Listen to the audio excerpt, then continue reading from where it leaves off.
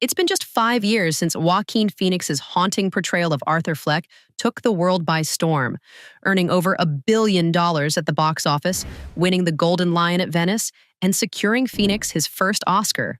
So how did its sequel manage to become one of the biggest box office disasters in comic book movie history? Today, we're diving into the spectacular failure of Joker, Folie à Deux, a film that proves that not all shared delusions are created equal. Let's start with the numbers because they're as grim as Gotham's crime alley. The original Joker cost around $55 to $70 million to produce and grossed over $1 billion worldwide. Folie à Deux, on the other hand, cost a reported $190 million to make, nearly triple the original's budget, and has limped to just $205 million globally. After marketing costs and the theater's cut, that puts Warner Brothers losses in the $150 million range. The film also suffered the second worst second weekend drop in superhero movie history at 83.5%, behind only 2023's The Flash. And it earned a D Cinema score from audiences, the worst grade ever for a DC Comics film. But why? What went so catastrophically wrong? To understand that, we need to first understand what made the original Joker so successful. The 2019 Joker wasn't just another comic book movie. It was a psychological character study disguised as a DC film. Director Todd Phillips and Joaquin Phoenix created something that felt dangerous and important. It was a film about mental illness, class divide, and the decay of society, wrapped in the familiar packaging of a Batman villain origin story. Critics were divided, but audiences were captivated. The film tapped into something primal, a growing sense of societal alienation that resonated worldwide. It also benefited from controversy, with some critics warning it could inspire real-world violence.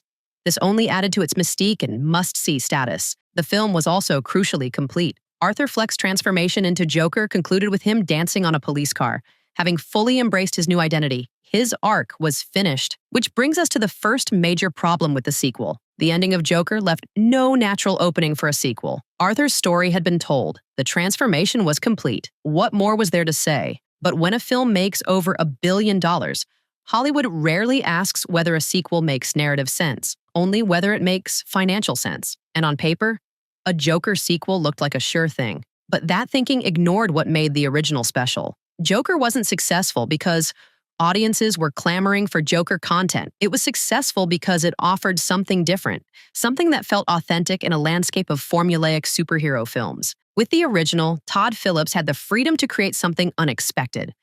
With the sequel, he had the burden of meeting billion-dollar expectations.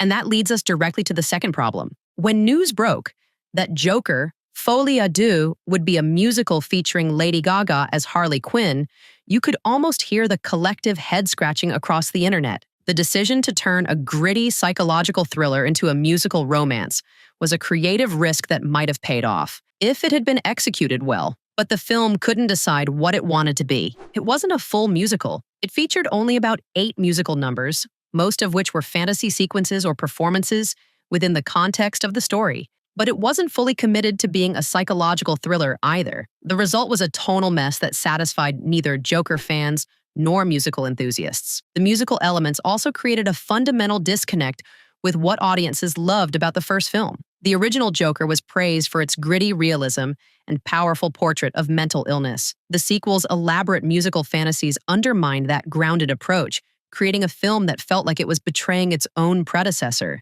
And speaking of betrayal, the Arthur Fleck we meet in Folie à Deux is almost unrecognizable from the character we left at the end of the first film. In the original, Arthur's journey culminates in him embracing his identity as Joker, receiving adoration from his followers and standing triumphant. But in the sequel, he's immediately back to being a pathetic, delusional loner. This regression feels like a betrayal of the character's arc, as if Phillips didn't understand what made his own creation compelling. The sequel strips away Arthur's agency and power, reducing him once again to a victim, but this time without the narrative justification that made his victimhood compelling in the first film. Even more problematic is how the film treats Arthur's delusions. In the original, his fantasies were clearly distinguished from reality and served to illustrate his deteriorating mental state. In the sequel, the line between reality and fantasy becomes so blurred that audiences were left confused about what was actually happening and what was in Arthur's mind. This leads to a film where the central character has no clear arc, no clear goals, and no clear reality, a recipe for audience disconnection. When Lady Gaga was cast as Harley Quinn,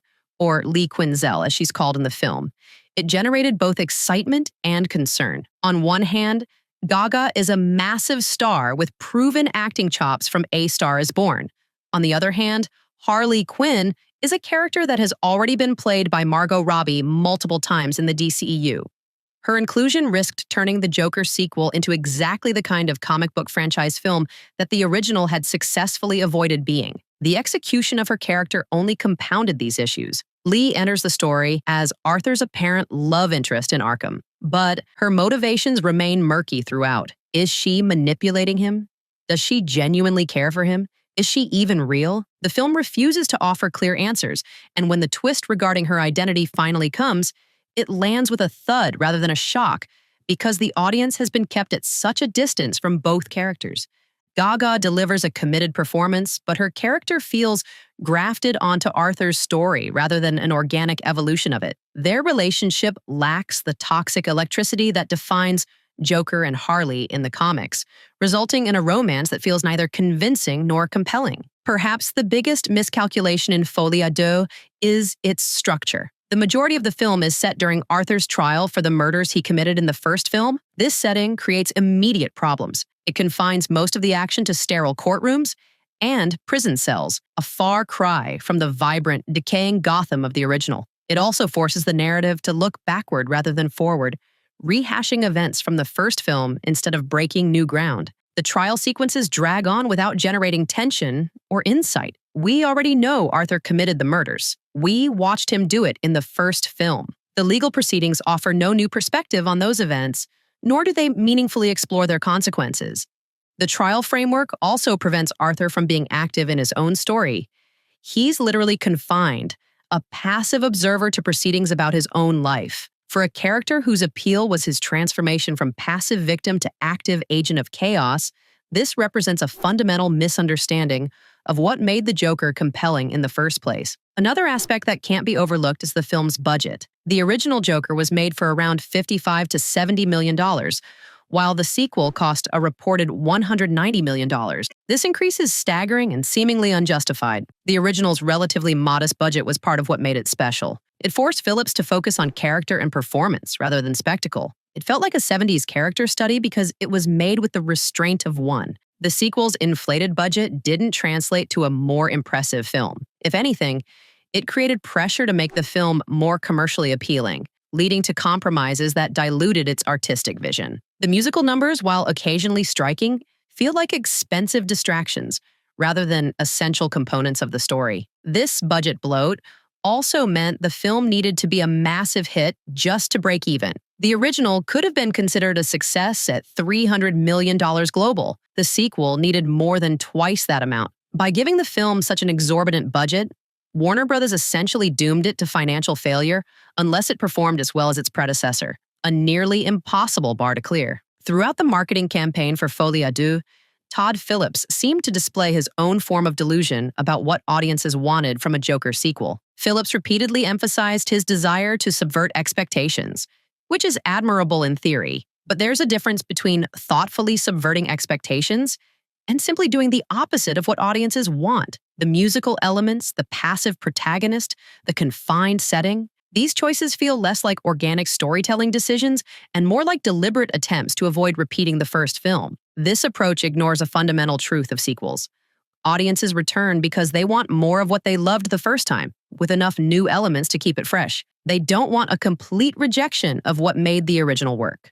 Phillips's approach to Folie Deux resembles George Lucas's approach to the Star Wars prequels, so determined to do something different that he lost sight of what people connected with in the first place.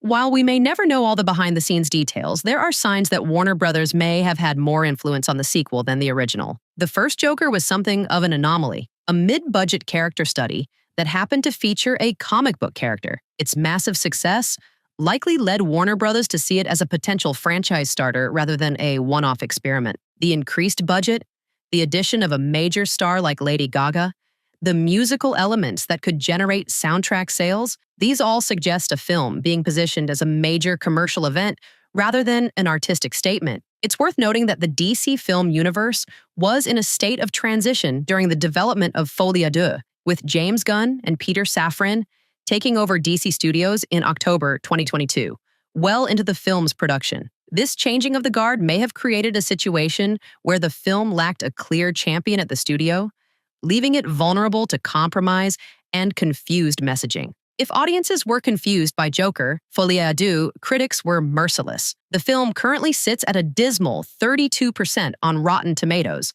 compared to the original's 68%. Critics lambasted the film's muddled storytelling, lack of purpose, and failure to justify its existence. The New York Times called it a bewildering, tedious follow-up, while The Guardian described it as a baffling, boring, and borderline unwatchable sequel. Even positive reviews tended to praise Phoenix and Gaga's performances while acknowledging the film's fundamental flaws. The overwhelming consensus was that the film simply had no reason to exist beyond capitalizing on the success of its predecessor. The poor reviews created a death spiral for the film's box office. Unlike the original, which benefited from controversy and must-see status, the sequel generated a simple, devastating message: don't bother. So what can Hollywood learn from the failure of Joker? Folie à Deux. First, not every successful film needs a sequel. Some stories are complete in themselves, and forcing a continuation only diminishes the original. Second, understanding why a film succeeded is crucial before attempting to replicate that success. The original Joker worked because it felt authentic and unexpected, qualities the sequel abandoned in favor of bigger spectacle and star power. Third, creative risks should serve the story, not just differentiate a sequel from its predecessor. The musical elements in Folie à Deux feel like a gimmick rather than an organic evolution of the narrative. Fourth, budget should match concept. The original's modest budget was part of its strength, forcing a focus on character over spectacle. The sequel's bloated budget created impossible financial expectations. Fifth, audiences can sense inauthenticity. The original Joker felt like a film its creators needed to make. The sequel feels like a film they were expected to make. That difference is palpable on screen. Folie à Deux will likely be remembered as one of the most dramatic box office fails relative to its predecessor. The film that was supposed to build on a billion-dollar success instead became a cautionary tale about the perils of unnecessary sequels. Perhaps there's something tragically appropriate about this outcome. Arthur Fleck's story was always about delusion, about a man who believed he was destined for greatness but was instead met with rejection. The film's failure mirrors its protagonist's journey, a meta-commentary that's either brilliantly intentional or ironically accidental. In the end, Folie à Deux tried to dance to a different tune, but found itself performing to an empty theater. The joke, it seems, was on Warner Brothers. Before we go, let's briefly consider what might have made for a more successful Joker sequel. A true sequel to Joker needed to expand on what made the original compelling: Arthur's transformation and its impact on Gotham, rather than retreat from it. Perhaps a story focused on the chaos Arthur inspired, showing how his actions changed Gotham while he observed from Arkham, could have provided a natural continuation. Alternatively, Phillips could have embraced the anthology approach, using the Joker name for a new character study of a different DC villain, maintaining the tone and approach of the original while telling a fresh story. Either approach would have been more honest to the spirit of the original than what we got: a film that seems embarrassed by its own predecessor's success. Do you think Todd Phillips should have made a Joker sequel at all? Let us know your thoughts in the comments. And if you enjoyed this analysis, don't forget to like and subscribe for more deep dives into the biggest hits and misses in cinema. Until next time, remember, not all sequels deserve a standing ovation. Some don't even deserve a seat at the table.